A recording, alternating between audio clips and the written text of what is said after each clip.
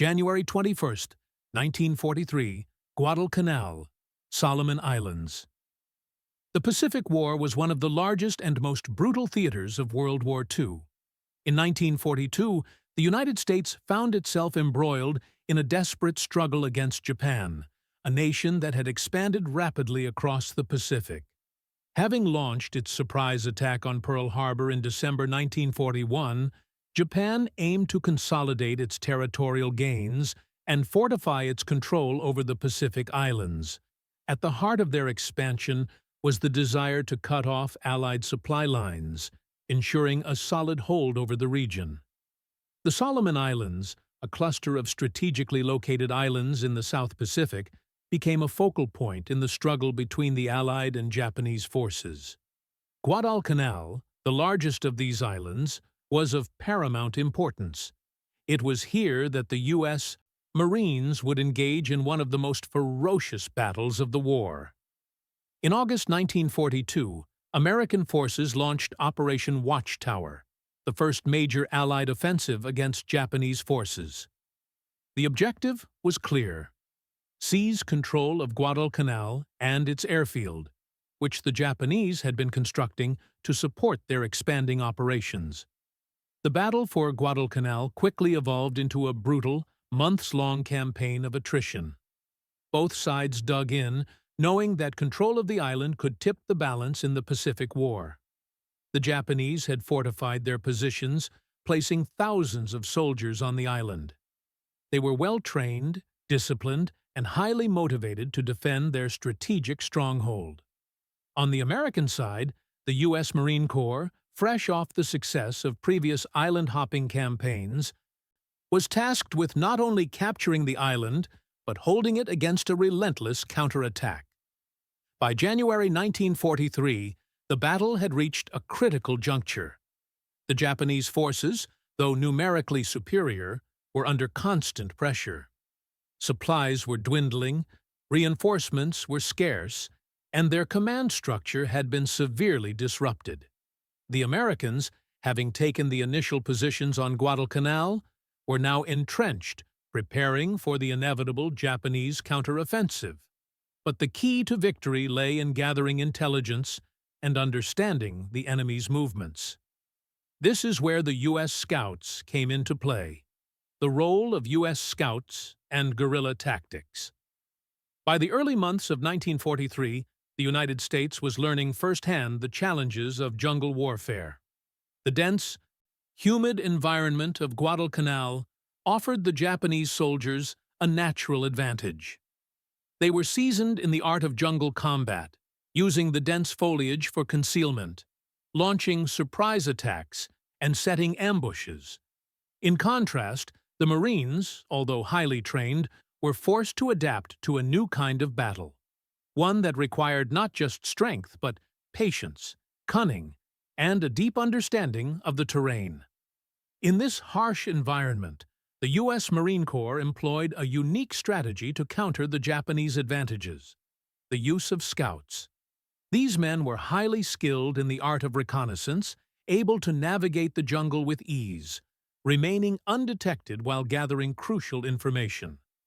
Their primary mission was to gather intelligence on enemy positions, movements, and fortifications, often operating behind enemy lines for days or even weeks at a time. A successful scout could make the difference between an ambush and a surprise attack, potentially saving hundreds of lives. Pappy, the scout in our story, was part of this elite group. His training, honed through months of preparation and real combat experience, had prepared him for the difficult and dangerous task of venturing deep into enemy territory. Unlike conventional soldiers, scouts operated with minimal support and were often sent alone to observe, gather intelligence, and report back without engaging in direct combat. If they were discovered, the consequences could be fatal. The scouts faced constant threats. The Japanese were experts at detecting any signs of intrusion, using the jungle's thick vegetation to their advantage. A single misstep, a momentary lapse in judgment, could lead to discovery. and the scout would be forced into a deadly confrontation. Yet, despite these risks, the intelligence gathered by scouts was invaluable. They often identified weaknesses in the enemy's defenses, uncovered hidden supply lines, and provided real-time reports on troop movements that could shift the tide of battle. By January 1943, the situation on Guadalcanal had reached a tipping point. The Japanese were regrouping and preparing to launch a counteroffensive to retake the island. As the U.S. forces braced for this attack, the need for accurate intelligence became critical. Pappy, like many scouts, was tasked with a vital mission: to infiltrate the Japanese lines, observe their movements, and return with information that could prevent the counterattack from succeeding. The task was not just dangerous, it was nearly impossible. The Japanese were entrenched in heavily fortified positions, their patrols constant, and their vigilance high. The success of this mission would rely on the scouts' ability to remain unseen, to navigate the unforgiving jungle, and to strike fear into the hearts of the enemy through sheer audacity. The human side. Pappy, the lone scout. The man at the center of this story, Pappy, was no ordinary Marine. As a scout, he embodied the resilience and determination of the U.S. forces on Guadalcanal. Pappy's reputation as a lone operator had spread among his comrades, quiet, calculating, and fiercely courageous. He had already survived numerous skirmishes, each one sharpening his instincts for survival. What set him apart, however, was his unwavering mental toughness, a quality that would soon prove indispensable in the mission that would define his legacy. At the heart of Pappy's mission was a desire to protect his comrades. A scout's job was not just about gathering intelligence. It was about keeping the men behind him safe by providing them with critical information. His orders were clear: slip past enemy lines, gather whatever intelligence he could, and return with his findings. Yet the reality was far more complex. He was to face 200 well-armed Japanese soldiers, entrenched in their jungle positions, with nothing but his wits, his training, and his rifle to survive. The weight of the task was immense. Pappy knew the odds were stacked against him, but there was no hesitation. The Marines depended on the kind of intelligence only a scout like him could gather. And in a moment of stillness before the operation, Pappy understood that his mission might cost him everything. Yet he remained calm, steady, because survival wasn't just about what he did in the jungle. It was about the unwavering belief that, no matter the odds, his job was to return. For him, it was as much about the men he fought alongside as it was about the enemy he would face. This was war in its most personal form. A man alone, facing the vast and hostile jungle, knowing that his every step could be his last. And yet, it was this very solitude that fueled his resolve. For Pappy, the jungle was both a battleground and a sanctuary, a place where he could move unnoticed, unseen, just a whisper in the trees. Tactical. Guerrilla warfare in the jungle. The jungle of Guadalcanal, dense and treacherous, was a battlefield where conventional tactics often failed. The thick canopy of trees, tangled underbrush, and near-constant humidity created a unique challenge for both the U.S. and Japanese forces. The enemy was accustomed to this terrain, using it for concealment, ambushes, and surprise attacks. For the U.S. Marines, adapting to this environment meant changing their approach to warfare. Pappy's role as a scout was to navigate this unforgiving landscape, gathering intelligence without alerting the enemy to his presence. Unlike traditional soldiers who operated in large units, scouts worked alone or in small teams, relying on stealth and surprise.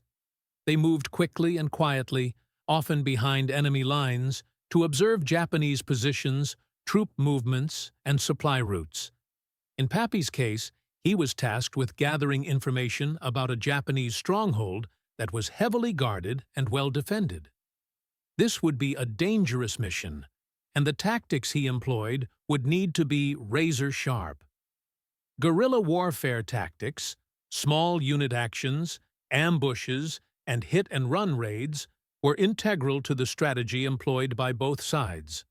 The Japanese forces, deeply entrenched on the island, relied heavily on these tactics, setting up hidden positions and surprise patrols. The U.S. Marines, though less experienced in jungle warfare, quickly adapted by using similar methods to counter the Japanese advantage. For Pappy, stealth was the key. Moving under the cover of night, he would rely on his deep understanding of the jungle's rhythm, the sounds, the smells, the movements of the trees, to guide him through the labyrinth of undergrowth. He wasn't just a scout. He was a predator in this jungle, carefully observing the enemy without being seen. His mission wasn't just about collecting information. It was about staying alive and returning to report, a feat that seemed increasingly impossible as the hours wore on. Every step in the jungle was fraught with danger. The Japanese soldiers, often just a few yards away, could hear the smallest of sounds. The rustling of a leaf, the snapping of a twig. Such sounds could betray Pappy's position. Yet, he moved forward with precision, each footfall carefully calculated to avoid detection. In the dense, dark jungle, a single mistake could be fatal. The jungle itself became both an ally and an adversary. Its dense foliage provided cover but also limited visibility, making it difficult for both sides to gauge the enemy's position. The constant humidity and swarming insects created additional challenges for Pappy, but his focus remained unbroken. He had trained for this: how to move quietly, how to remain concealed, how to adapt to a constantly changing environment. Every piece of intelligence he gathered, from the number of enemy soldiers to the placement of their artillery, could provide a crucial edge for the Marines in the coming battles. The brutality of jungle warfare meant that tactical innovation was crucial. Pappy was a living embodiment of this, using his skills to outwit an entire battalion. His ability to survive in such a hostile environment wasn't just about physical endurance. It was a psychological game, a test of patience and cunning. The enemy might have had more soldiers, more guns, but in this dense, tangled jungle, Pappy knew that speed, stealth, and precise tactics would be his greatest weapons. Leadership. The decision to send a lone scout. The decision to send a lone scout into the heart of enemy territory was not one made lightly. It was a decision that came from the top, a product of military strategy designed to gather intelligence on a well-entrenched and determined enemy. The men who led the U.S. forces in the Pacific, commanders like General Alexander Vandegrift and his staff, understood that success in Guadalcanal depended as much on knowing the enemy's next move as it did on raw firepower. In the brutal and unforgiving landscape of Guadalcanal, leadership required a delicate balance between risk and reward. On one hand, the Japanese forces were formidable, highly disciplined, battle-hardened soldiers well acquainted with the island's terrain.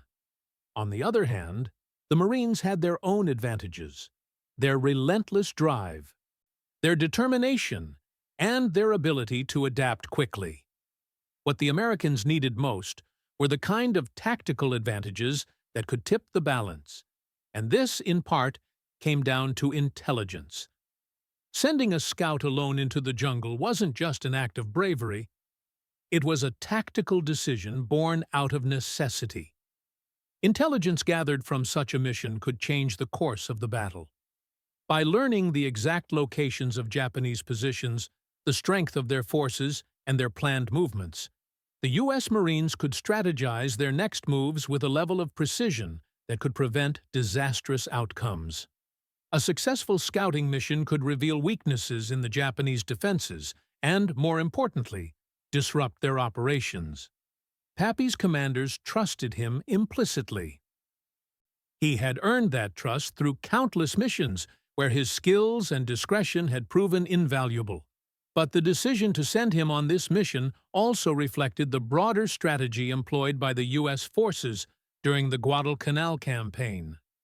The Marines were no strangers to making tough decisions in the face of overwhelming odds, and their reliance on reconnaissance scouts was critical to their ability to maintain the initiative on the island. The weight of this decision, however, was not borne solely by the commanders. The leadership Pappy demonstrated, even in the quiet moments of preparation, would have a profound impact on the men around him. His actions would inspire those who fought beside him, creating a ripple effect that would drive the Marines forward, even in the face of near-certain death. Leadership, in this context, wasn't just about making decisions from a command post. It was about the example set by every individual in the field, especially those who ventured into the unknown to protect their comrades.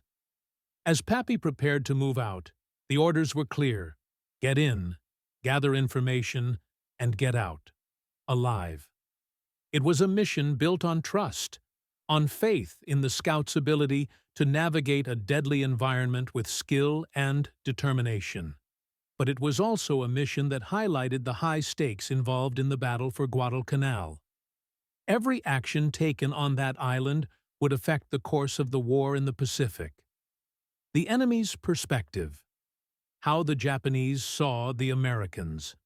The Japanese forces on Guadalcanal were a formidable and determined enemy. They had fought bitterly to establish their positions on the island, believing that the strategic importance of Guadalcanal would secure their dominance in the Pacific. The Japanese command, entrenched in their belief of the superiority of their Bushido Code and the strength of their forces, viewed the Marines as an obstacle to be eradicated. But as the Americans had learned, the battle for Guadalcanal was not just one of numbers, it was a battle of willpower, and the Japanese forces were underestimating the resourcefulness of their adversaries. For the Japanese soldiers, the Americans were a foreign and strange presence on the island, unpredictable, relentless, and determined. At the start of the campaign, they viewed the Marines as poorly trained, unable to fight in the dense jungles. But, as the war dragged on, they began to realize that the U.S. forces had adapted quickly to the environment. The Americans were using guerrilla tactics just as effectively as the Japanese themselves, blending into the jungle and employing a kind of psychological warfare that was alien to their conventional battle strategies. Pappy's mission to infiltrate the Japanese positions was a direct challenge to the Japanese understanding of the battle. They had long relied on their fortifications and their superiority in numbers to secure their hold on Guadalcanal. But they had not anticipated that the Americans would send lone scouts into the jungle, men who could move undetected, gathering information and disrupting their plans. This was a new kind of warfare, one that the Japanese soldiers were not accustomed to. For the Japanese soldiers stationed on Guadalcanal, the idea of an American scout operating behind their lines would have been a terrifying proposition. In the dense jungle, any movement could signal a threat. The Marines, with their ability to strike quickly and vanish, were a constant source of paranoia. A single scout could change the course of an entire battle, and the Japanese knew that the Americans were fully aware of this advantage. The psychological toll on the Japanese troops was immense. They knew the island was lost, but they held on to the belief that their resolve and strength could force the Americans to retreat. Pappy, moving silently among them, was the embodiment of this new form of warfare. The Japanese soldiers, used to fighting in large, coordinated units, had no answer for a solitary operator in their midst. As he moved through the jungle, every step he took, every piece of intelligence he gathered, only further eroded the Japanese confidence. The fear was not just about the information he could collect, It was about the realization that the Americans were capable of outsmarting them, of infiltrating their lines without their knowledge. This psychological warfare became a defining characteristic of the battle for Guadalcanal. The Japanese forces, who once prided themselves on their disciplined, coordinated efforts, were now facing an enemy that fought with an unpredictable edge. The presence of a lone scout in the jungle was a constant reminder that the Americans were willing to go to any lengths to win. Moral, psychological. The weight of solitude and survival. In the dense jungles of Guadalcanal, where every decision could be the difference between life and death, the psychological toll of the mission weighed heavily on Pappy. It was not just the physical exhaustion, nor the ever-present danger that would haunt him. It was the solitude. As a scout, Pappy was isolated from the larger Marine force, cut off from the camaraderie that typically sustains soldiers in the chaos of battle. Alone in the jungle, he had only his instincts to rely on. Every crack of a twig, every rustle in the bushes, was a potential threat, and there was no one to turn to for reassurance. The emotional and mental strain of being alone in enemy territory, where the slightest mistake could be fatal, was immense. In combat, the mind can often be a soldier's greatest adversary. It is one thing to be part of a unit, to feel the safety of numbers, but quite another to know that every step you take could be your last, and that you must carry the burden of survival alone. The psychological pressure Pappy faced as he navigated enemy lines, knowing he was surrounded by 200 Japanese soldiers, would have been overwhelming. The stress of staying undetected, of moving silently through the jungle, of gathering the information his commanders desperately needed, it all compounded, pressing down on him as he moved further into the heart of enemy territory. But this was where Pappy's training and mentality came into play. It was not just his physical endurance that made him a successful scout. It was his ability to block out fear, to focus solely on the task at hand. The solitude of the jungle, the constant tension, the nagging thought that he could be discovered at any moment would have been enough to break lesser men. But for Pappy, it became a way of life, a test of his ability to control his emotions and remain calm under pressure. As he ventured deeper into the Japanese positions, the weight of his mission grew heavier. He was not only gathering intelligence for his commanders, he was also fighting an internal battle. The psychological strain of the mission would have been as exhausting as the physical demands of moving silently through the jungle for days. The human mind is a fragile thing, and war only magnifies its vulnerabilities. The fear of being captured, the constant awareness of his own mortality, the sense of isolation, all of these played a role in the mental toll of his journey. Yet, it was this very solitude that made Pappy an effective scout. He had learned to suppress his fear, to stay focused on the mission, and not the overwhelming odds against him.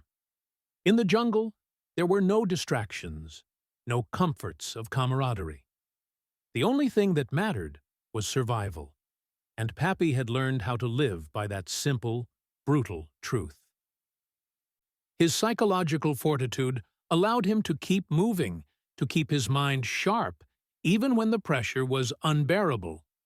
For the Japanese soldiers, encountering a lone American scout in their midst would have been a terrifying experience. It wasn't just that they were facing an enemy, it was the psychological toll of knowing that their defenses had been breached, that the Marines were able to infiltrate their lines with such precision and stealth. The Japanese had never faced a threat quite like this. One man, operating alone, moving in and out of their positions with impunity. For Pappy, the true battle was not just against the enemy, it was against his own mind. And it was this battle he won, emerging from the jungle not just with vital intelligence, but with a mental toughness that would become a defining characteristic of his legacy. It was in the deepest part of the jungle, under a cloak of darkness, that Pappy would face the defining moment of his mission. The Japanese position lay just ahead, 200 soldiers entrenched in their camps, unaware that a lone Marine had slipped past their perimeter. He had already moved several miles through the jungle, his senses heightened, his every step calculated. Every brush of the leaves, every distant murmur of the wind through the trees was a potential threat. Yet, Pappy remained undetected, a ghost in the dark. The Japanese had fortified their positions well, and the Marine scouts had little to go on except their instinct and their training. There were no second chances, no reinforcements to call upon. It was just him against an entire battalion. But Pappy had been in situations like this before, and his reputation as one of the most skilled scouts in the 1st Marine Division had not been built on luck. His success came from his ability to remain calm, to adapt to the ever-changing conditions of the jungle, and to make split-second decisions that often meant the difference between life and death. Pappy knew the Japanese were preparing for a counteroffensive. The intelligence he had gathered earlier told him that they were planning a massive push to retake Guadalcanal. The battle for the island was far from over, and the fate of the U.S. Marines depended on understanding the enemy's next move. His mission was clear: infiltrate their lines, observe their movements, and return with the critical intelligence that could make or break the American strategy. But as he approached the enemy's camp, something unexpected happened. A crack of a twig beneath his foot broke the silence of the jungle. It was faint, almost imperceptible, but in the stillness of the night, it was enough. Pappy froze, his heart pounding in his chest. The Japanese soldiers were close, too close. Every nerve in his body screamed at him to move, to retreat into the darkness. But he couldn't. He was too deep behind enemy lines, too close to his target. There was no turning back now. The Japanese soldiers, trained in the art of jungle warfare, were quick to react. Pappy could hear the muffled sound of boots shifting, rifles being readied. He was surrounded, and there was no escape. His only chance now was to strike, fast, decisive, and without hesitation. The danger of being caught was no longer a possibility. It was a certainty. What happened next would become legendary. Pappy, with no more than his rifle and his wits, used the terrain to his advantage. He knew the Japanese soldiers would be looking for movement, searching the shadows for any sign of the enemy. So, he did the unexpected. Instead of retreating, he advanced. Silent as a shadow, he moved through the underbrush, weaving between trees, using the darkness and the dense vegetation as his cover. The enemy had underestimated him. They thought he was just another scout who had gotten careless. But Pappy had one last trick up his sleeve. With the precision of a trained predator, he picked off one Japanese soldier at a time, staying hidden in the jungle's thick shadows, waiting for the perfect moment to strike. His goal was not to engage in open combat, but to sow confusion and fear among the enemy. He didn't need to kill every soldier, he only needed to send a message.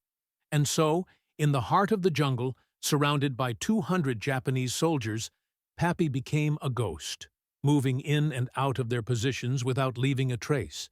His enemies, unable to find him, began to panic. The fear of being hunted, of not knowing where the next attack would come from, spread through their ranks. It was a fear unlike any they had experienced. The Japanese soldiers, now uncertain and disoriented, began to question their own security. Was there more than one scout? Were the Americans planning a larger ambush? For a brief moment, the tide of the battle shifted, not through firepower, but through the sheer psychological impact of Pappy's actions. He had disrupted their confidence. leaving them second-guessing their every move.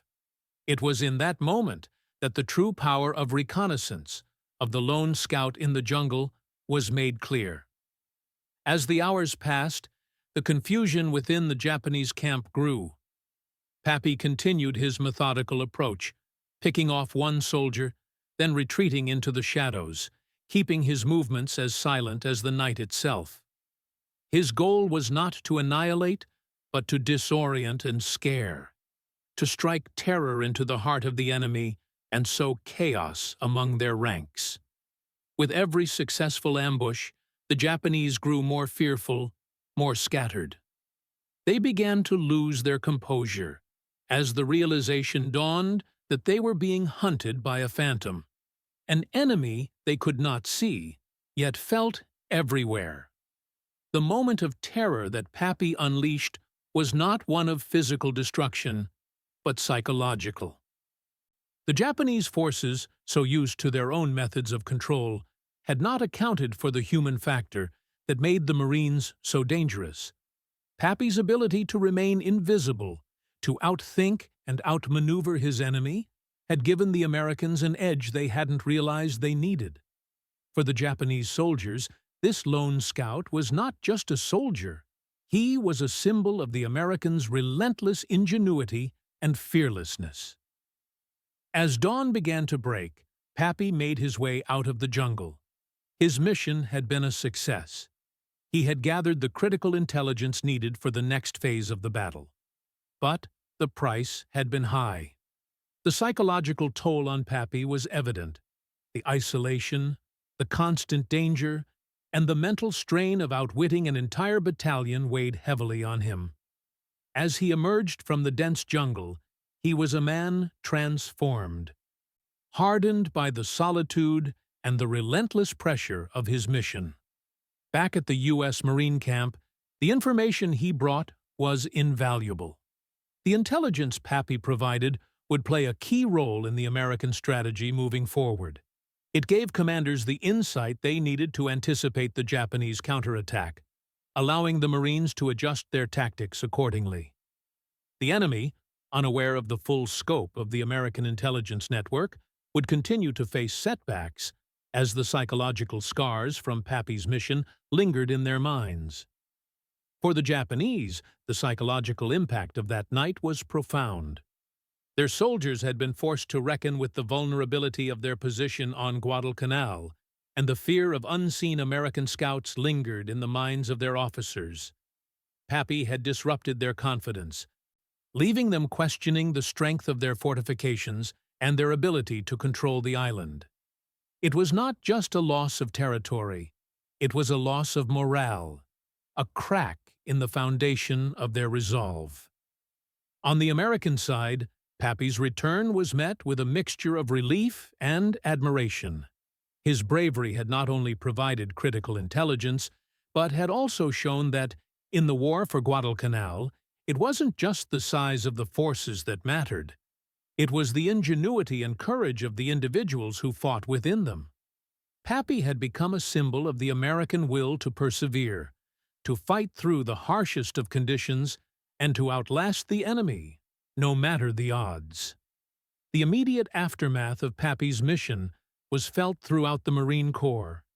His success proved that, even in the face of overwhelming odds, individual actions could change the course of the battle. The psychological warfare Pappy had waged on the Japanese forces demonstrated that the mind, as much as the weapon, could be a powerful tool in combat. His actions would be remembered as a defining moment of the Guadalcanal campaign, a testament to the power of the individual in the collective struggle of war. The immediate aftermath of Pappy's daring mission rippled through both American and Japanese forces, the effects far more profound than the physical damage caused by his brief engagement.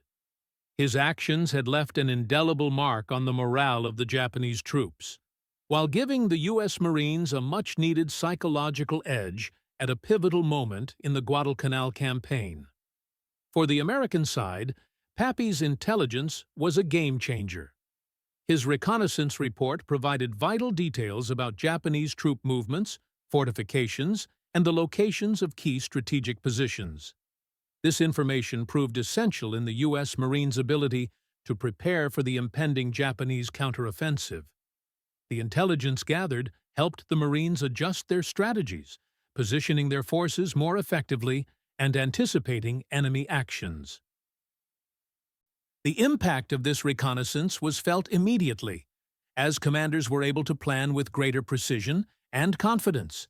Pappy's actions had also proven something far more significant: that the individual scout, operating alone in the jungle, could alter the course of the battle.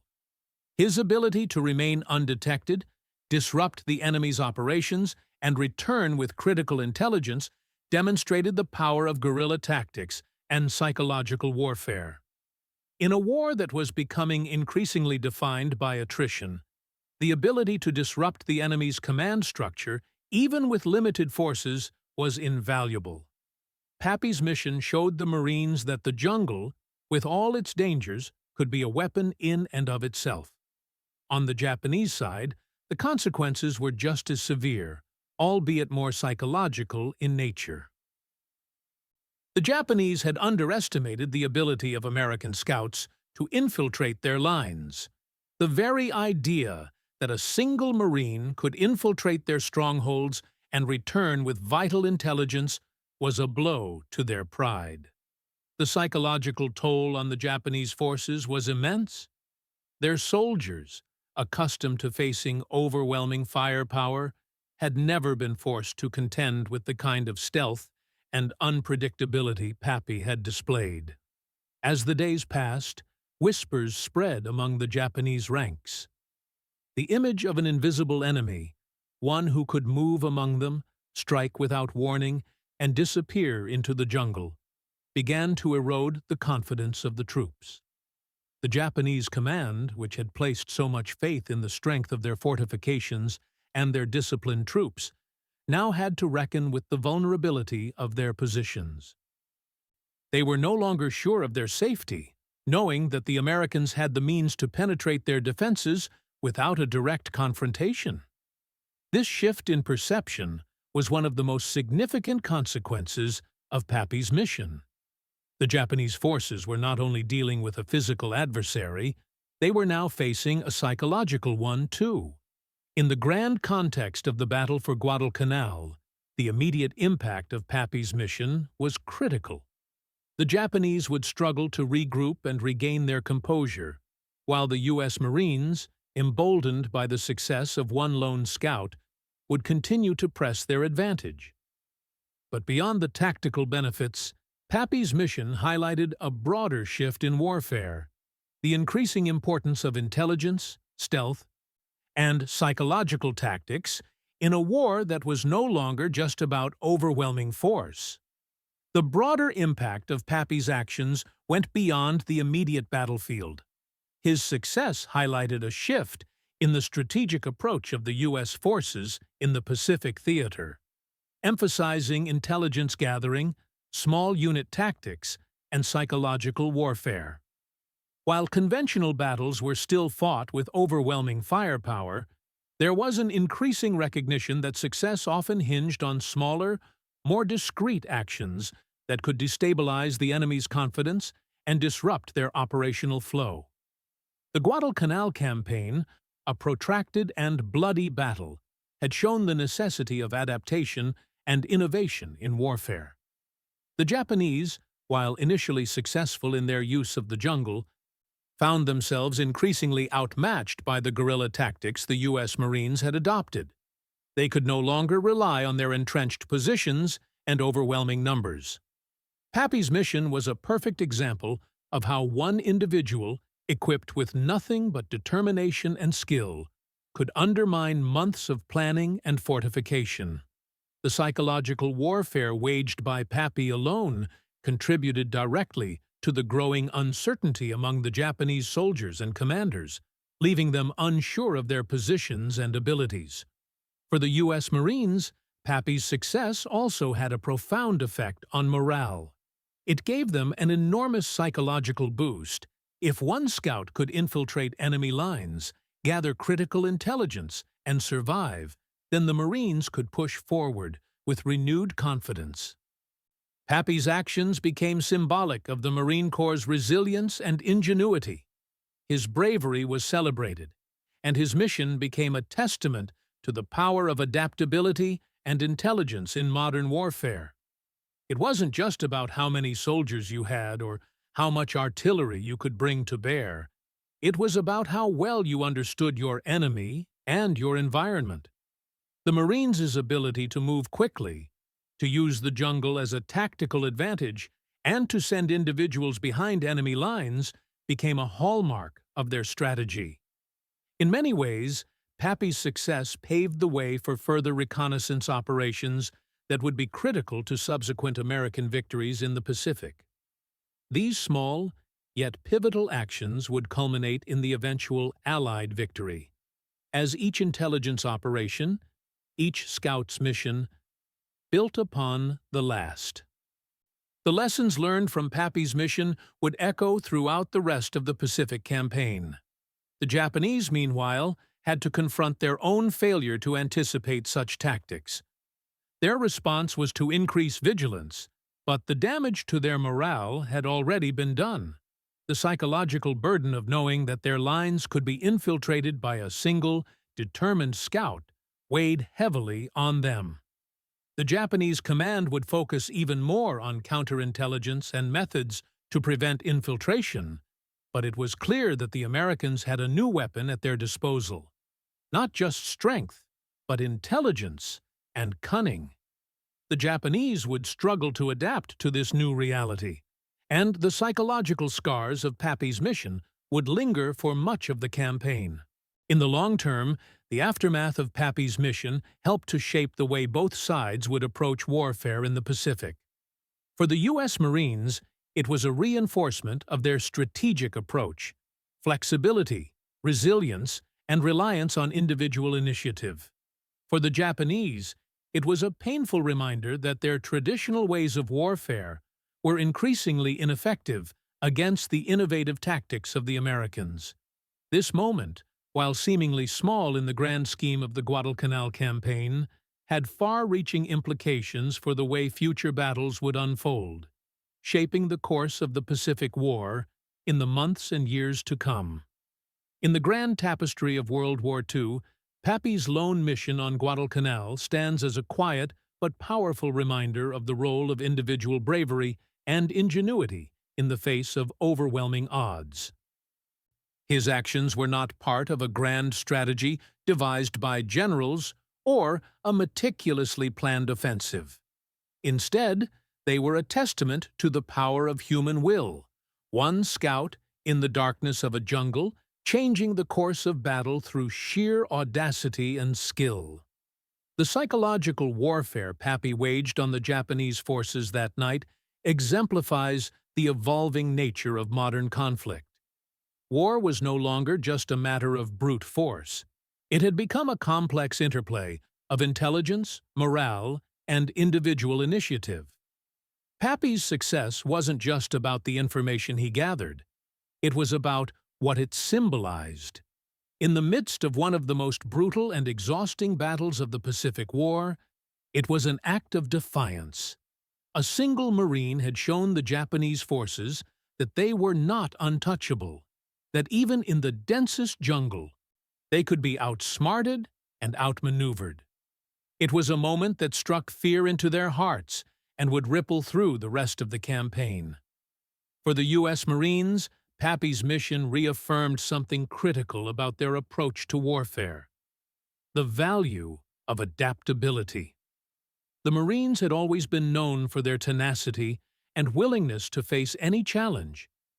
But in the jungles of Guadalcanal, they learned to do so with a new tool: intelligence.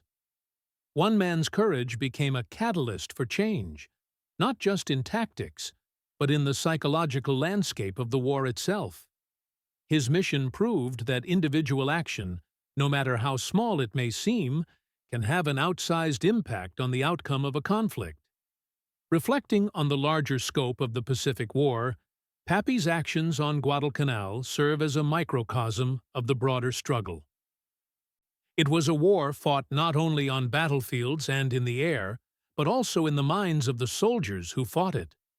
And in that struggle, the ability to inspire fear, doubt, and confusion in the enemy could be just as powerful as the firepower used to obliterate them.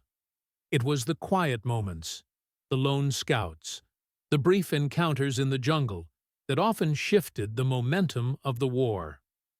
As the war progressed, the lessons learned on Guadalcanal, the importance of intelligence, the psychological warfare, and the value of individual bravery would continue to shape the strategies and tactics used by both sides. Papi's mission was a pivotal moment in the broader narrative of the Pacific War, a quiet yet crucial act of courage that, in its own way, helped tip the scales in favor of the Allied forces. The legacy of Papi's mission extends beyond the confines of history. It serves as a powerful reminder of the resilience of the human spirit. It shows us that even in the darkest hours, when all seems lost, there is the possibility for one individual to make a difference. And in that difference lies the heart of what it means to fight not just for victory, but for the very ideals of courage, honor, and determination that define us in times of war.